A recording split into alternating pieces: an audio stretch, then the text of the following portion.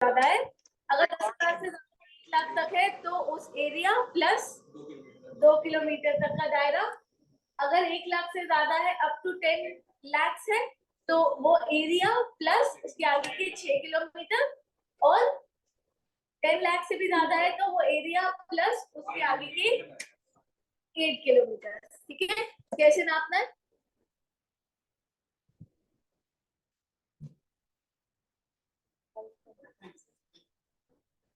दोनों ही करना है।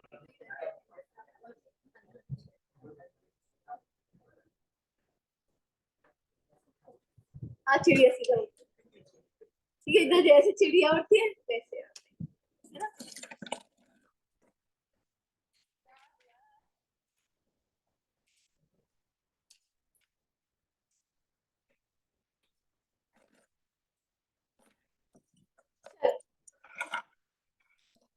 हेडिंग डालो, सेक्शन 2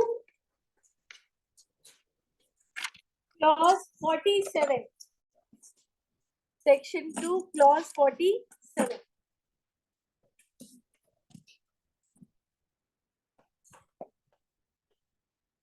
रिकॉर्डिंग होना चाहिए।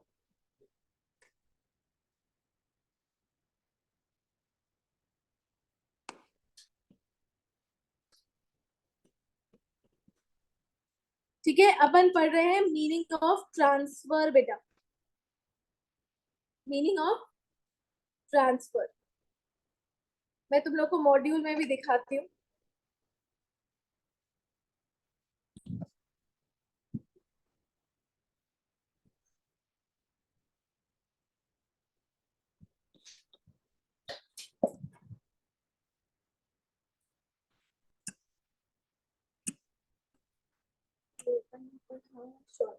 लॉन्ग टर्म अपन आज पढ़ेंगे ट्रांसफर। ठीक है, देखो लिखते भी जाएंगे साथ साथ अपन। सबसे पहले क्या लिखा हुआ है? First point, sale exchange relinquishment of the asset, है ना? जरूरी नहीं अपन सेम सीक्वेंस में लिखे, अपन थोड़ा इजी बना रहे हैं उसको। अपन पहला पॉइंट बनाते हैं, फर्स्ट पॉइंट। ट्रांसफर का मतलब क्या है? सबसे पहले तो सबसे simple, sale of capital asset. Sale of capital asset, तो ये तो सिंपल है कि भाई हमने बेचा कैपिटल असेट तो उसको ट्रांसफर माना जाएगा। ठीक है, सेकंड पॉइंट अपन बना लेते हैं, exchange of capital asset. Exchange of capital asset, capital asset को सीए भी लिख सकते हो शॉर्ट में। ठीक है ठीक है, एक्सचेंज ऑफ कैपिटल असेट। अब मुझे बताओ, देखो क्या हुआ कि सेल अगर मैं करूंगी तो ट्रांसफर माना जाएगा, कैपिटल गेन लगेगा। तो मैंने सोचा कि नहीं यार, सेल नहीं करते, बार्टर सिस्टम करते हैं अपन, है ना? एक असेट देते हैं, दूसरा असेट ले लेते हैं, तो सेल हुई नहीं, ये तो एक्सचेंज हुआ, तो इसको तो ट्रांसफर नहीं माना जाएगा, तो कैपिटल गेन देने से बच जाएंगे। ठीक है, बट पहले ना मीनिंग में जब सबसे इनिशियली लॉ बना होगा तो सिर्फ सेल ही लिखा हुआ होगा, और धीरे धीरे लोगों ने जैसे जैसे लूप होल ढूंढे वैसे वैसे चीजें क्या हो गई, ऐड हो गई। तो एक्सचेंज भी क्या हो गया, ट्रांसफर के मीनिंग में उन्होंने ऐड कर दिया कि भैया आप एसेट के बदले में एसेट एक्सचेंज करोगे तो उसको भी हम ट्रांसफर मानेंगे। ठीक है, समझ में आया? तो उस केस में अपन कैपिटल गेन कैसे निकालेंगे, उसके उन्होंने प्रोविजन बना दिए होंगे। ठीक है, पर एक्सचेंज को भी हम कैपिटल सॉरी ट्रांसफर मानेंगे। ठीक है, थर्ड पॉइंट बनाओ, ये दो वर्ड जो तुम लोगों को अलग से दिख रहे होंगे, रिलिंग्विशमेंट, है ना, और एक्सटिंग्विशमेंट। मैं बता रही, लिखो रिलिंग्विशमेंट,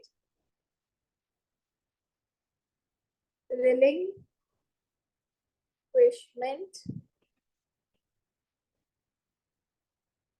ऑफ कैपिटल असेट और एक्सटिंग्विशमेंट, एक्सटिंग्विशमेंट ऑफ राइट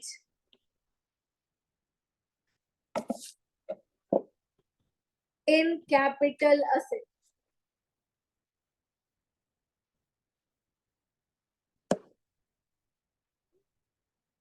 मैंने कोई कैपिटल असेट रिलिंग्विश कर दिया, रिलिंग्विश कर दिया बेटा मतलब छोड़ दिया, ऐसे ही छोड़ दिया, ठीक है।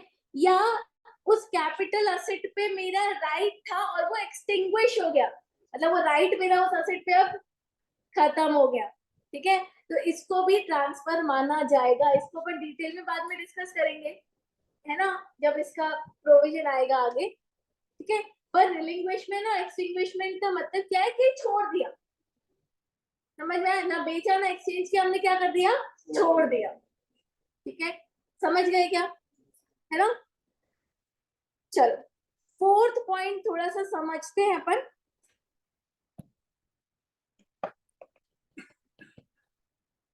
इसको पहले एक्सप्लेन करवा देते फिर अपन लिखेंगे। ये कंपल्सरी एक्विजिशन, ये देखो, अब मान लो कि मेरी एक जमीन है बेटा, लैंड है मेरी, है ना, ठीक है। ये यहां से ना ये रोड है, ये क्या है, रोड, है ना। अब गवर्नमेंट ने एक प्रोजेक्ट निकाला कि हम क्या बनाएंगे, हाईवे बनाएंगे। हाईवे थोड़ा चौड़ा होता है, ठीक है।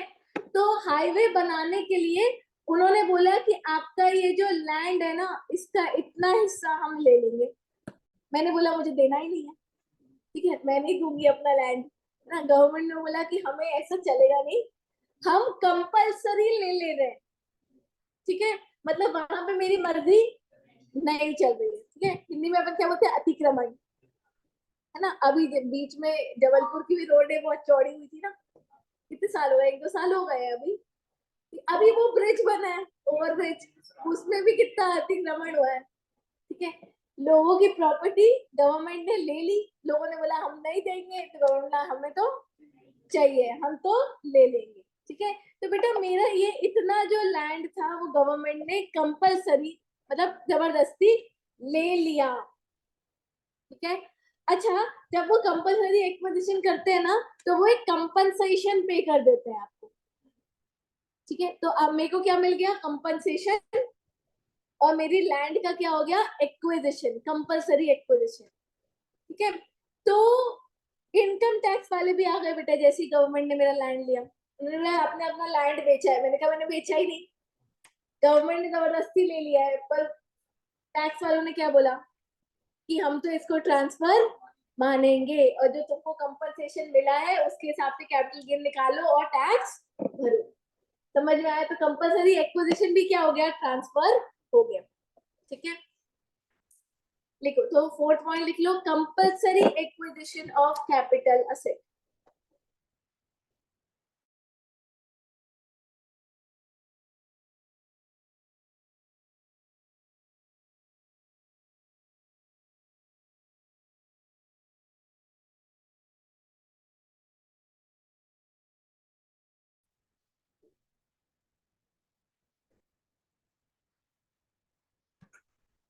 ठीक है, यहाँ तक क्लियर है ना। अब फोर्थ नंबर पे पहले लिख लो फिर समझाती हूँ। लिखो, conversion of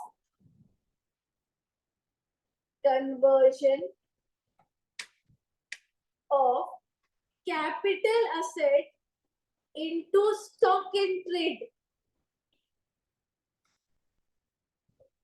conversion of capital asset into stock in trade. अब समझना बेटा, मेरे पास ज्वेलरी है, ठीक है ना, मेरे पास बहुत सारी ज्वेलरी है। अब मैंने आज सोचा कि चलो मेरे को क्या खोलनी है, ज्वेलरी की दुकान खोलनी है, ठीक है। तो मैंने बोला कि बाहर से तो मैं खरीदूंगी ज्वेलरी बेचने के लिए, जो मेरे पास नई ज्वेलरी रखी है उसको भी मैं अपनी दुकान में रख देती हूँ, ठीक है।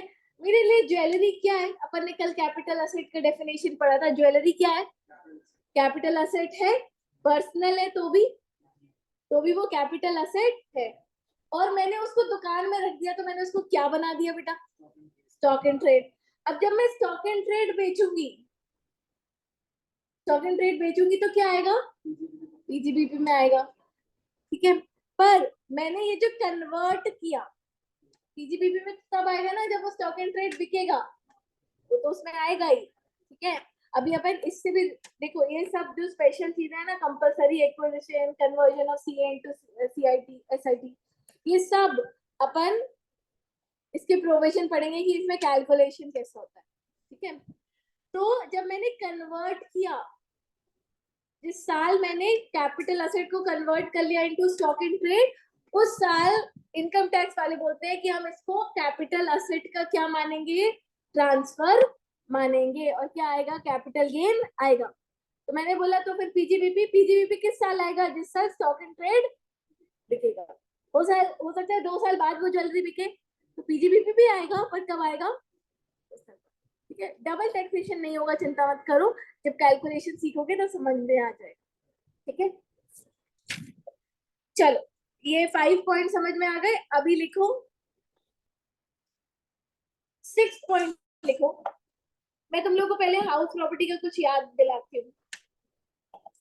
हाउस प्रॉपर्टी में अपन एक प्रोविजन पढ़ रहे थे, डीम्ड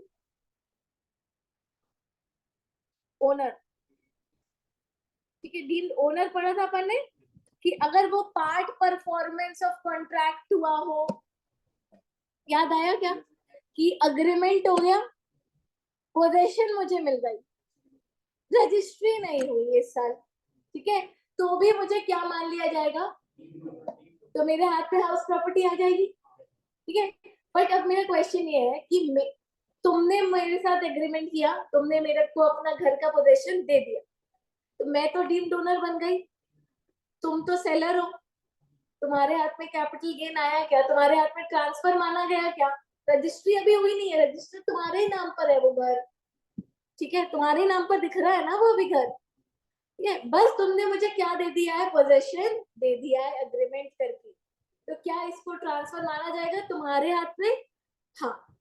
अगर पार्ट परफॉर्मेंस ऑफ कॉन्ट्रैक्ट हुआ है, ठीक है, तो सेलर के हाथ में उसको ट्रांसफर मान लिया जाएगा, समझ में, सेम वही केस है, यहाँ मुझे डीम्ड ओनर मान लिया जाएगा और तुम्हारे हाथ में ट्रांसफर मान लिया जाएगा, ठीक है, समझ में आया।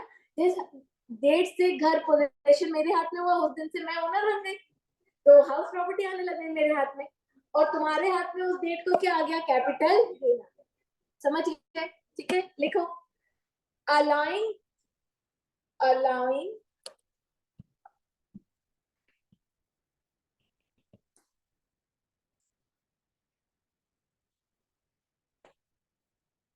possession of immovable property, bracket में लिख लो part performance of contract, part performance of contract.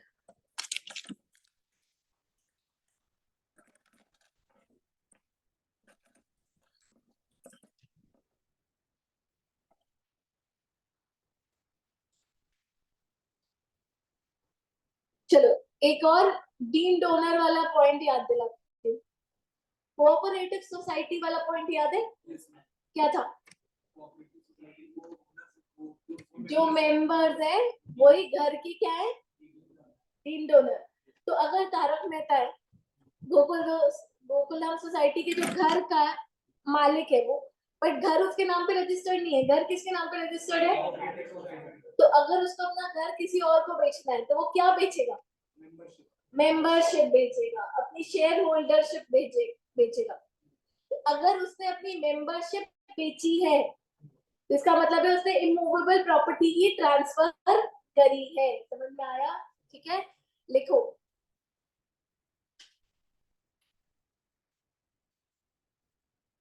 लिखो transfer of share, transfer of share, bracket में लिख लो membership, transfer of share, bracket में लिखो membership of any cooperative society,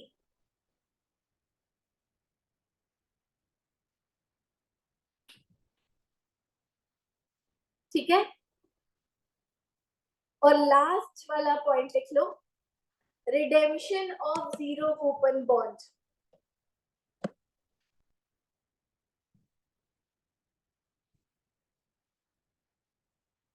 redemption of zero coupon bond. हाँ, जीरो कूपन बॉन्ड क्या होते हैं? जिन बॉन्ड्स पे कोई इंटरेस्ट नहीं मिलता।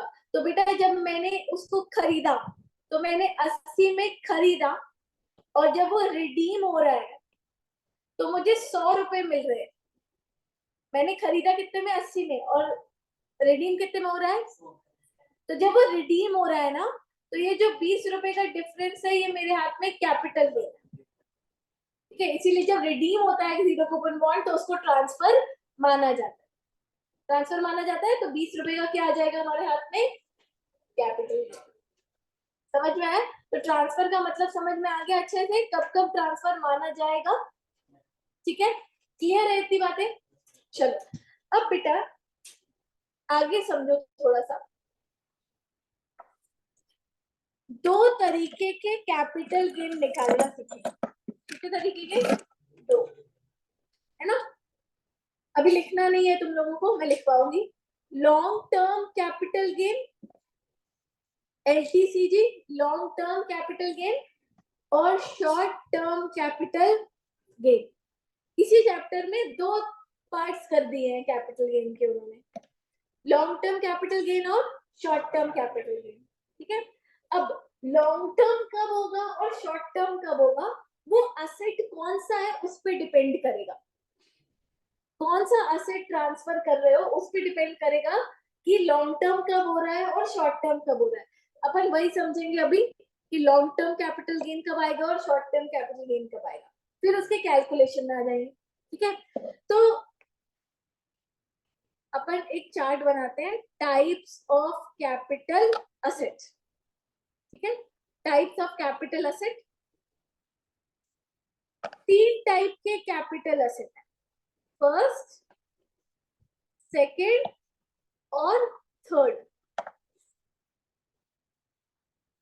ठीक है, फर्स्ट कैटेगरी में कौन कौन से असेट्स मैंने रखे? फर्स्ट कैटेगरी में मैंने पहले एक असेट रखा, any security.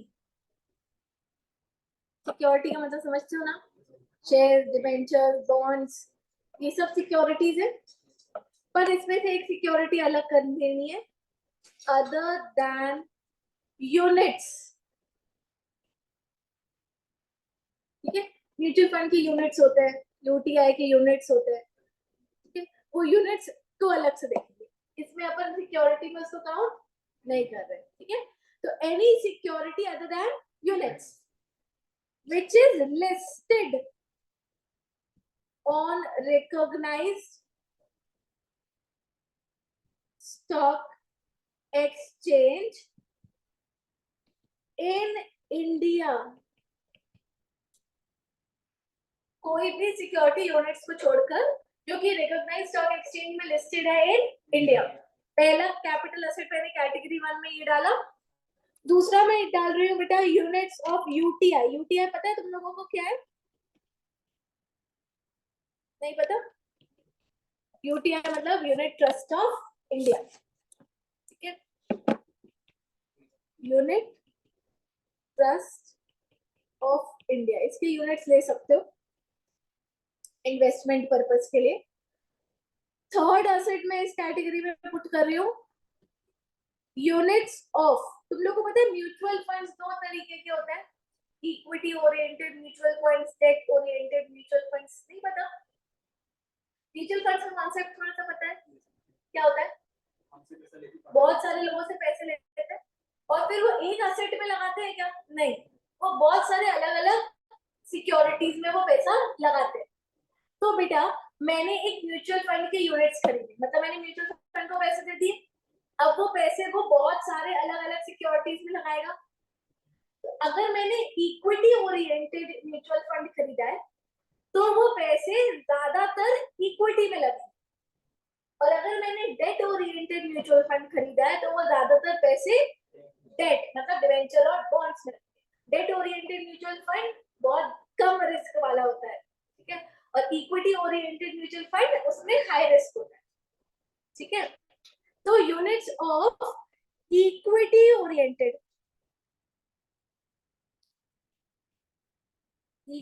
Oriented mutual funds है ना। एंड फोर्थ असेट मैं यहाँ पे रख रही हूँ zero coupon,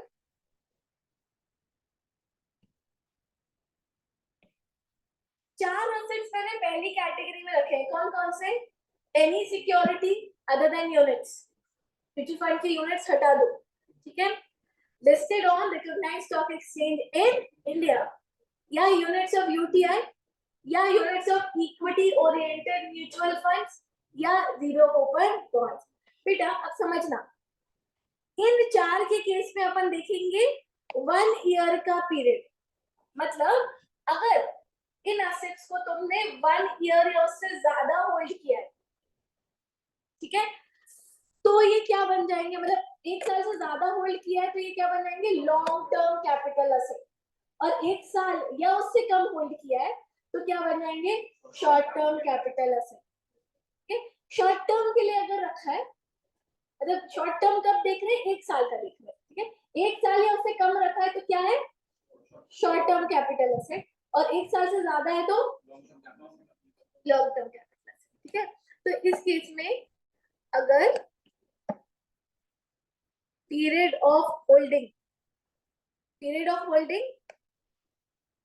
more than 1 year है तो ये क्या है बेटा, लॉन्ग टर्म कैपिटल असेट है ना। एंड अगर पीरियड ऑफ होल्डिंग 1 ईयर और लेस है तो ये क्या है बेटा, शॉर्ट टर्म कैपिटल असेट। ये बात समझ में आ गई, ठीक है। तो ये चार असेट्स के लिए कितना वक्त देखना है अपन को, 1 साल।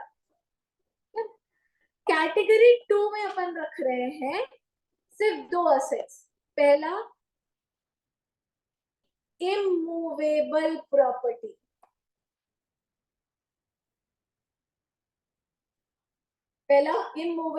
प्रॉपर्टी, और दूसरा, देखो यहाँ पर हमने फर्स्ट पॉइंट में सिक्योरिटी कौन सी ली थी, security which is listed on recognised stock exchange in India. इसको छोड़कर जितनी भी सिक्योरिटीज बची वो सब अपन सेकंड पॉइंट में कवर कर रहे हैं, ठीक है। तो अपन लिख रहे हैं शेयर्स ऑफ कंपनी, शेयर्स सिर्फ है ना, जो कि क्या होंगे, अनलिस्टेड, क्योंकि लिस्टेड तो वहां कवर हो गए, ठीक है। अदर देन कवर्ड इन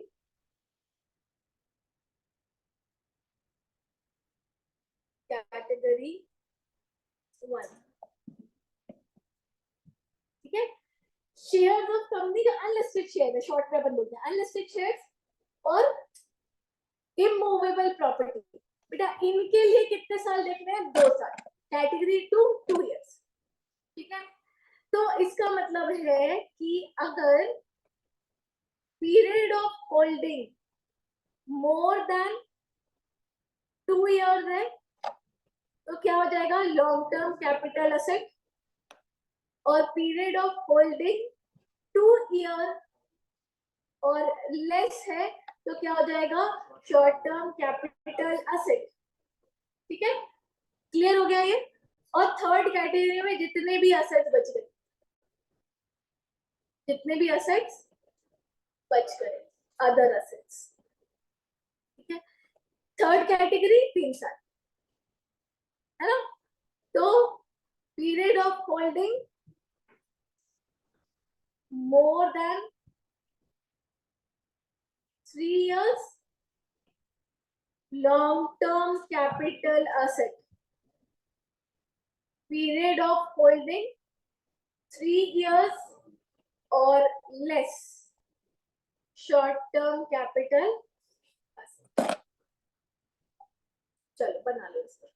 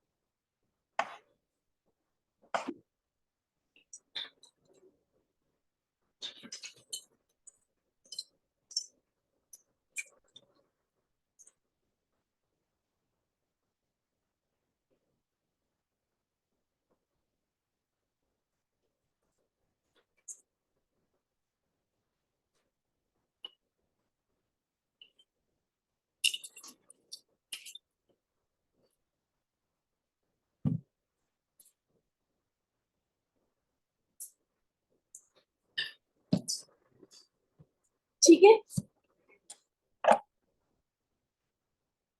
तो long term capital asset transfer करोगे तो लॉन्ग टर्म कैपिटल गेन आएगा, short term capital asset transfer करोगे तो शॉर्ट टर्म कैपिटल गेन आएगा। ठीक है, समझ रहे हो अच्छी बात है। हाँ,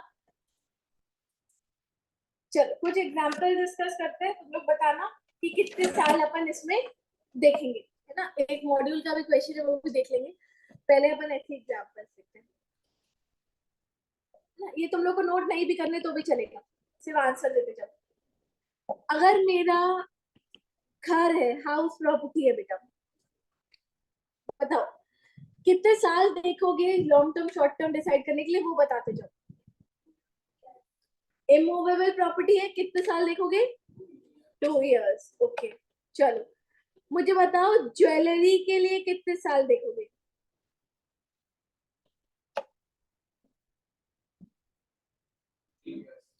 ज्वेलरी किस में आएगी? कैटेगरी नंबर 3 में, तो कितने साल देखेंगे?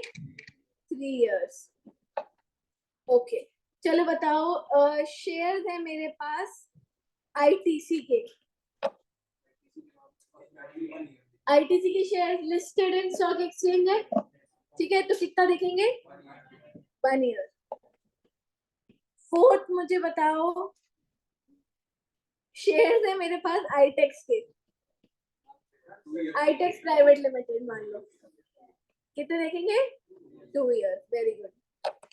अच्छा, फिफ्थ मुझे बताओ अगर मेरे पास प्रेफरेंस शेयर्स हैं, ठीक है, of Reliance,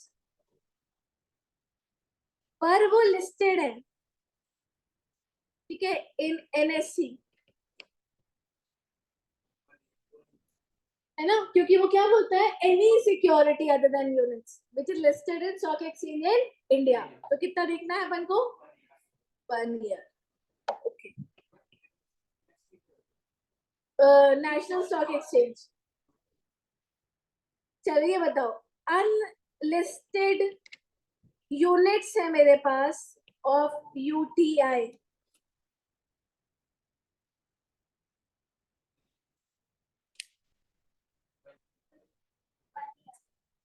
1 year, 3 year, 2 year.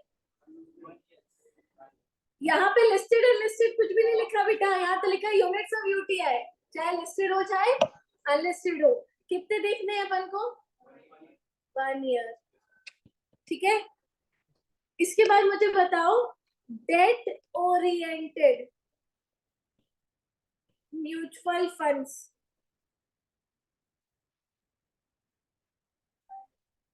ये लिस्टेड है इन बीएससी, लिस्टेड है तो भी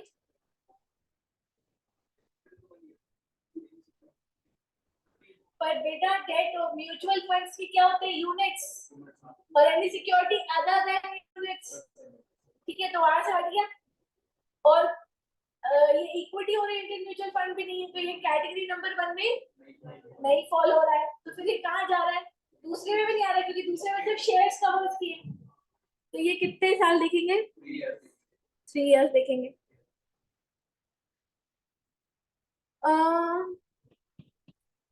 शेयर्स ऑफ एप्पल यूएसए के स्टॉक एक्सचेंज में लिस्टेड है, listed in USA stock exchange,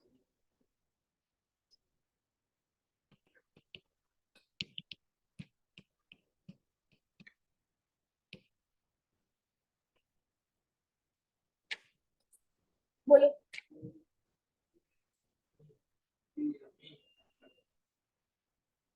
to years. Share of company unlisted other than covered in category 1, unlisted in India, अब वो कहीं भी लिस्टेड हो, ठीक है, समझ में आया। तो शेयर अगर कंपनी के हैं तो उसके लिए क्या देखेंगे, 2 years, समझ गए, 3 years नहीं, है ना, क्लियर हो गया तुम लोगों को, ठीक है। ज्यादातर तुम लोगों को सिक्योरिटी के केस में ही ज्यादा सोचना पड़ेगा, बाकी के असेट में तो इजी है, सिक्योरिटी म्यूचुअल फंड्स में ज्यादा सोचना पड़ेगा, क्योंकि क्या लिखा है, तो उसमें पॉइंट नंबर 2 या 3 में लिखवाया हमने, पॉइंट नंबर 3 नीचे कर दूं, यहाँ दिखा दूं, सेकेंड यूनिट्स ऑफ यूटीआई। चलो अब समझ में आ गया तुम लोगों को लॉन्ग टर्म कैपिटल असेट और शॉर्ट टर्म कैपिटल असेट, ठीक है। अब अपन उसके कंप्यूटेशन की बात करें, है ना, तो बेटा कंप्यूटेशन सिखाता है अपन को सेक्शन 48, ठीक है, section 48 computation of capital asset, capital gain, sorry, computation of capital gain. बहुत सिंपल सी चीज है कंप्यूटेशन करने की, अगर तुम लोग आधा फॉर्मूला तो तुम लोग बता सकते हो, कैपिटल गेन, एक असेट खरीदा और उसको बेच दिया, तो उससे गेन जो आया वो कैसे कैलकुलेट करोगे, सेलिंग प्राइस माइनस कॉस्ट किया तुमने, ठीक है, तो ये तो है ही, इसमें एक दो चीजें और कंसिडर करनी है वो मैं लिखवा देती हूँ, ठीक है। तो कैसे कंप्यूट करेंगे अपन, ये अपन कंप्यूटेशन बनाते हैं, सबसे पहले अपन लेंगे जो तुम लोग सेलिंग प्राइस बोल रहे हो उसको मैं बोल रही हूँ full value of consideration, full value of consideration, है ना, शॉर्ट में अपन बोलेंगे FBOC। सबसे पहले अपन ने क्या लिया, फुल वैल्यू ऑफ कंसिडरेशन, है ना। अच्छा, ट्रांसफर जब अपन करते हैं तो अपन की कुछ ट्रांसफर से रिलेटेड खर्चे होते हैं, जैसे हमने इमूवेबल प्रॉपर्टी बेची तो ब्रोकरेज लगा, ब्रोकर के थ्रू बेची थी तो ब्रोकरेज लगा, ठीक है, और शेयर बेची तो भी ब्रोकरेज लगता है, ठीक है। तो ब्रोकरेज वगैरह जो है ट्रांसफर एक्सपेंसेस है उसको क्या कर देंगे अपन, माइनस कर देंगे, ठीक है। इसमें से माइनस करना है बेटा ट्रांसफर एक्सपेंसेस, माइनस करने के बाद जो अमाउंट बचेगा उसको अपन बोलेंगे नेट कंसिडरेशन, मतलब नेट सेल अमाउंट, ठीक है। नेट कंसिडरेशन आ गया, जितना मैंने बेचकर मैंने लिया उसमें से कुछ तो ट्रांसफर एक्सपेंस लग गया वो हटा दो, नेट सेल अमाउंट आ गया, नेट कंसिडरेशन। इसमें से क्या माइनस कर रहे थे तुम लोग, कॉस्ट, है ना, तो कॉस्ट में दो पार्ट्स, कॉस्ट ऑफ एक्विजिशन तो माइनस करना ही है, ये यहाँ पे लाइन मत खींचना, ठीक है, वो गलती से, कॉस्ट ऑफ एक्विजिशन तो माइनस करना ही है, कॉस्ट ऑफ इंप्रूवमेंट भी माइनस करना है ना, कोई कैपिटल असेट है उसको मैंने इंप्रूव करवाया है, अगर यहाँ पे लिख लो COA ब्रैकेट में, और यहाँ लिख लो COA और COI, ये क्या आ जाएगा, ये आ जाएगा कैपिटल गेन, ये दो चीजें अपन ने माइनस कर दी, कोई असेट को मैंने इम्प्रूव करवाया, अब जैसे मान लो कि मैंने एक घर लिया, ठीक है, 2005 में मैंने एक घर लिया, सिर्फ ग्राउंड फ्लोर था, फिर 2008 में मैंने उसमें फर्स्ट फ्लोर बनवा लिया, तो मैंने क्या किया, उस घर को और इम्प्रूव करवा लिया, कॉस्ट ऑफ इम्प्रूवमेंट। अब मैं जो घर बेच रही हूँ वो दोनों मंजिला बेच रही हूँ ना, ग्राउंड फ्लोर भी और फर्स्ट फ्लोर भी, तो कॉस्ट ऑफ एक्विजिशन सिर्फ ग्राउंड फ्लोर का, और कॉस्ट ऑफ इम्प्रूवमेंट जो सेकंड फ्लोर बनाने के लिए मैंने, फर्स्ट फ्लोर बनाने के लिए मैंने खर्चा किया, वो भी माइनस करेंगे, तो बच जाएगा क्या, कैपिटल गेन, है ना। समझ में आया, तुम्हारा ही फॉर्मूला है, बस कॉस्ट ऑफ इम्प्रूवमेंट और चीज लिख दी अपन ने, ठीक है, क्लियर है इतनी बातें। हाँ, एक नोट डालो नीचे, और नोट कैसे डालोगे, यहाँ पर एक स्टार बनाओ और यहाँ पर एक स्टार बनाओ अलग कलर से, कॉस्ट ऑफ एक्विजिशन के सामने और कॉस्ट ऑफ इम्प्रूवमेंट के सामने, और ये स्टार को नीचे रेफर करो ऐसे, और नोट डालो।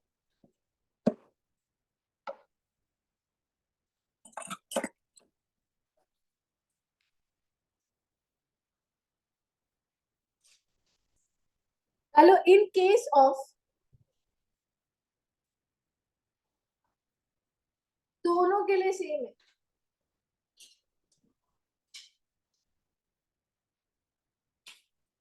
in case of long term capital asset,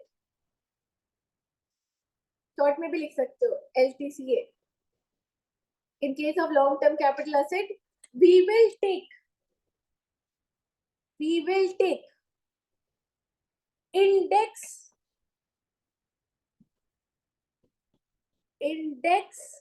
cost of acquisition, ठीक है, ब्रैकेट में लिखना ICOA, index cost of acquisition and index cost of improvement, bracket में लिखना ICOI,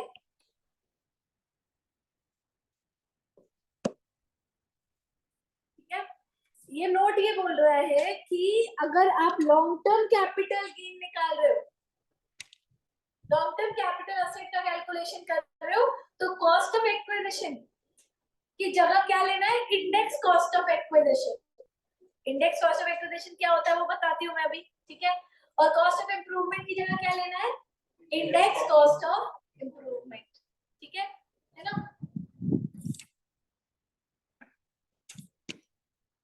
पहले एक जन जाओ और श्रद्धा दी से मेरे आईपैड का चार्जर मांग के लेकर आओ जल्दी से।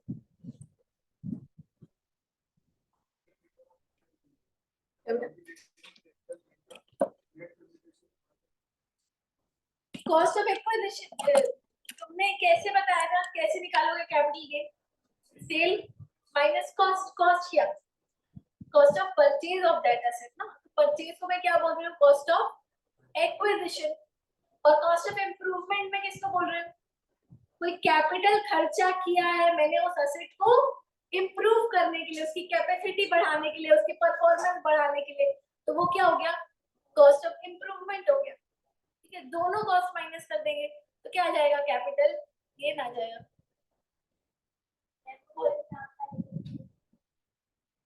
लिखने हैं एग्जाम्पल,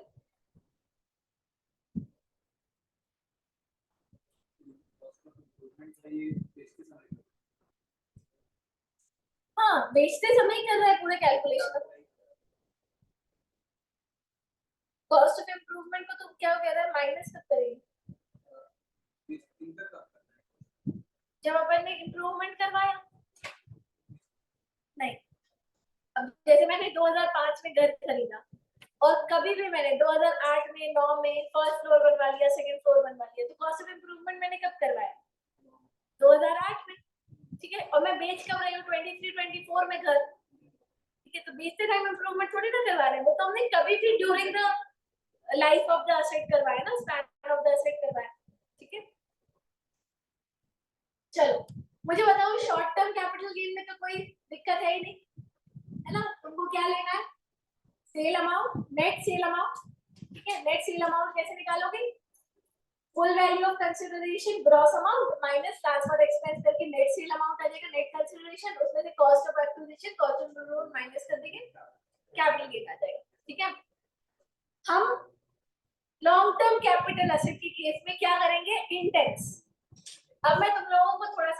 दिखाती हूँ इंडेक्सेशन का, ठीक है। चार्जेस का क्या हुआ? अच्छा ठीक है, मैं तुम लोग को पहले मॉड्यूल में दिखाती हूँ कुछ।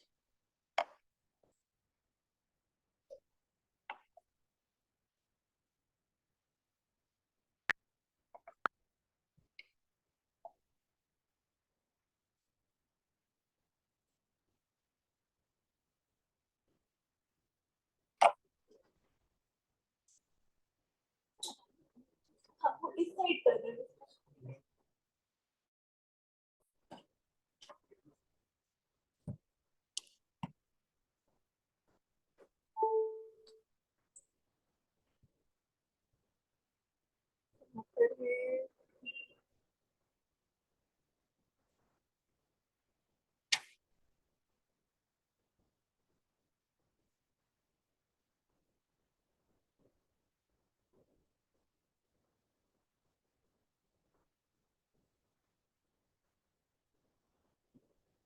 ये देखो, ये देखो, कॉस्ट इन्फ्लेशन इंडाइसेस, ठीक है। पहले ये देखो, ये गवर्नमेंट ने इशू किया हुआ है। इसका मतलब क्या है? इस रेट से महंगाई बढ़ रही है, ठीक है। और ये इंडाइसेस चालू कहां से किया है गवर्नमेंट ने? 2001-2 से। मतलब अगर 2001-2 में अगर मैंने कोई चीज ली है और वो 100 रुपए की थी, 1-2 में कितने की थी? 100 की। तो आज 23-24 में वो 348 रुपीज की हो गई है बेटा, ठीक है।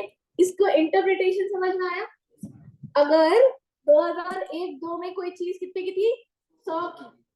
तो आज 23-24 जो कि हमारे लिए रेलेवेंट प्रीवियस ईयर है, उसमें कितने की हो गई है ना? गवर्नमेंट हर साल का ये जोड़ती जाती है, ठीक है। ये पूरा चार्ट अपन को दिया हुआ है। अब समझना कि इसकी जरूरत क्यों है, क्या है इंडेक्सेशन। बेटा मैंने एक घर खरीदा 2005-6 में, ठीक है ना? कितने में खरीदा? 10 लाख, ठीक है। आज 2023 में मैं उसको बेच रही हूँ 50 लाख में। मैं उसको बेच रही हूँ 50 लाख में। तो तुमने फॉर्मूला क्या बनाया कैपिटल गेन कैलकुलेट करने का? 50 lakh full value of consideration minus transfer expense नहीं गिवन है, ठीक है। तो नेट कंसिडरेशन 50 लाख हो गया, माइनस कॉस्ट ऑफ एक्विजिशन कितना है? तो गवर्नमेंट बोल रही है कि 40 लाख पे क्या दे दो? टैक्स दे दो। बट यहाँ कुछ गलत नहीं, ऐसा लग नहीं रहा है। क्या गलत हो गया? 10 लाख मैंने कब लगाए थे? 2005-6 में, ठीक है। और 50 लाख मुझे कब मिल रहे हैं? अभी। उस टाइम के 10 लाख की वैल्यू और अभी के 50 लाख की वैल्यू सेम है क्या? नहीं है सेम, ठीक है। तो यहाँ पर अपन उसको इंडेक्स करेंगे, और इंडेक्स करना बहुत सिंपल है। फॉर्मूला मैं नहीं लिखवा रही हूँ अभी, तुम लोग खुद बना लो। 2005-6 का इंडेक्स देखते हैं, चलो अपन को इंस्टीट्यूट ने दिया हुआ है ना, यहाँ पे देखते हैं 2005-6 117, और अभी का कितना है? 348।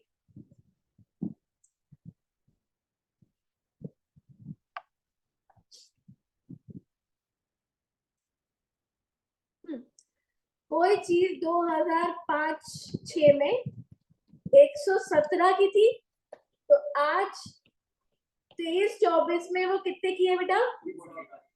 348 की है ना? तो अगर मैंने उस टाइम 10 लाख लगाए थे, तो उसकी आज की वैल्यू कितनी होगी? है ना, खुद बना सकते हो।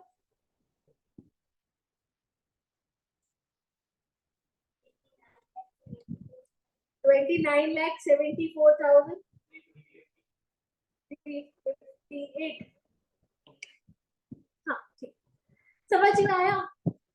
अब 50 लाख में से ये वैल्यू माइनस करो तो एक्चुअल कैपिटल गेन आएगा।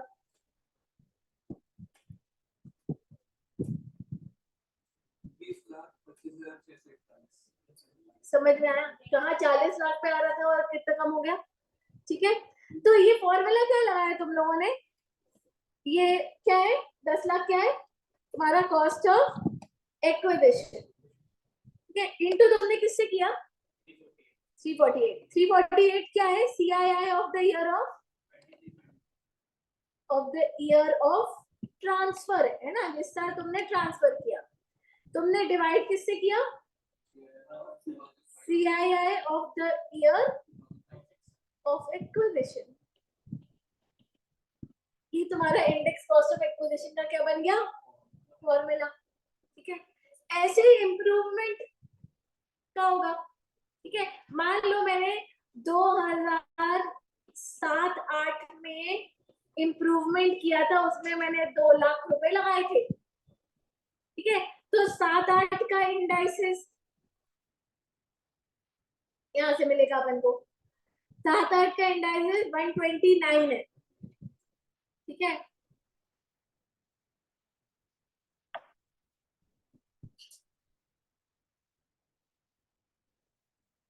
मैं अभी फॉर्मूला लिखवा दूंगी, अभी सिर्फ अपन डिराइव कर रहे हैं। ठीक है, 2007-8 में 129 की जो चीज थी वो आज 24 में 348 की है। तो उस टाइम अगर 2 लाख की कोई चीज मैंने ली तो वो आज कितने की है, समझ गए। तो तुमने क्या किया, cost of improvement into CII of year of transfer divide by CII of the year of improvement, तो क्या आ गया इंडेक्स कॉस्ट ऑफ इम्प्रूवमेंट। समझ में आया। ठीक है, अच्छा क्या तुम लोगों को ये टेबल याद रखना है, बिल्कुल भी नहीं, पर तुम लोगों को इसमें से 2 चीजें याद रखनी है, एक तो 1-2 का इंडेक्स कितना है 100 बेस ईयर। ठीक है, और 23-24 का याद रखना है 348, याद रख लेना है इसको, 23-24 का बीच के कोई भी साल का जो इंडेक्स यूज होगा वो क्वेश्चन में गिवन होता है हमेशा। ठीक है, समझ में आया। तो अपन को present previous year relevant previous year 348 और 2001-2 से चालू हुआ तो 2001-2 का कितना है 100, ये 2 याद रखिए। ठीक है, चलो फॉर्मूला लिख लेते हैं फिर आज की क्लास खत्म करते हैं। हाँ थोड़ी तो थी, अपन एकदम डॉट 1:30 बजे चालू करेंगे तो मैं लंबी खींच पाऊंगी। ठीक है, डॉट 1:30 बजे तुम लोग रेडी रहा करो, मैं भी ऊपर आ जाएगा। मुझे मैं 1-2 दिन आई तो तुम लोग खाना खा रहे थे, इसीलिए मैं लेट आना स्टार्ट किया।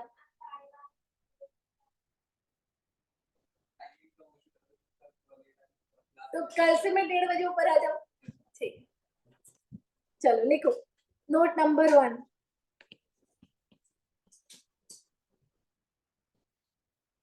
लिखो index cost of acquisition, index cost of acquisition, formula लिखो इसका, cost of acquisition into index of the year of transfer. ये सेल वर्ड नहीं यूज करते क्योंकि ट्रांसफर में और भी बहुत सारी चीजें हैं ना, divide by index of the year of acquisition.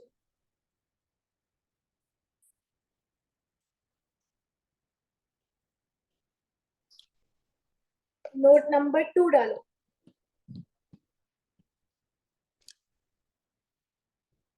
लिखो index cost of improvement, index cost of improvement, देखो cost of improvement into index of the year of transfer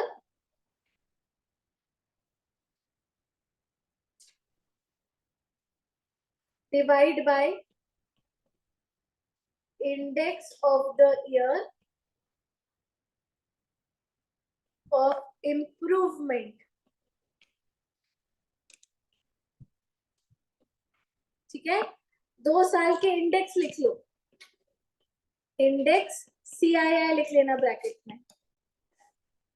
2001 2 का कितना है 100 और 2023-24 का कितना है 348। ठीक है,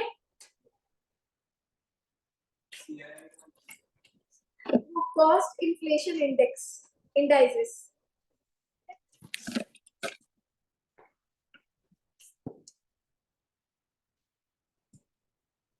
मैं तुम लोग को एक क्वेश्चन दूं ट्राई करने के लिए घर पे।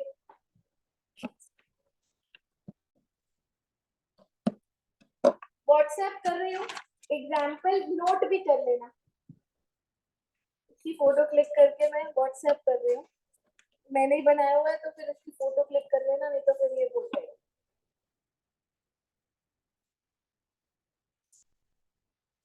पहले इसको नोट करना फिर इसको सॉल्व करना। ठीक है, आई होप मेरी राइटिंग समझ में आ जाएगी तुम लोगों को।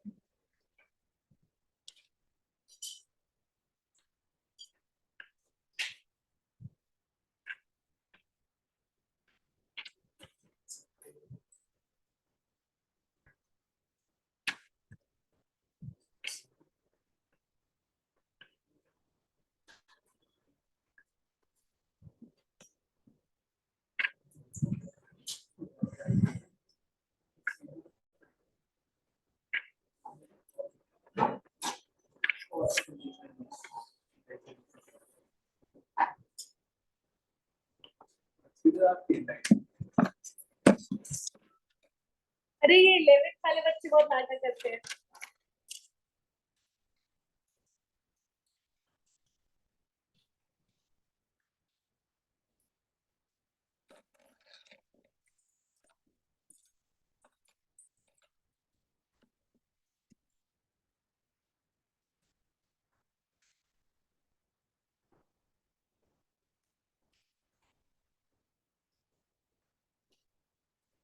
कैलकुलेट करके आओ, कल और प्रैक्टिस करेंगे।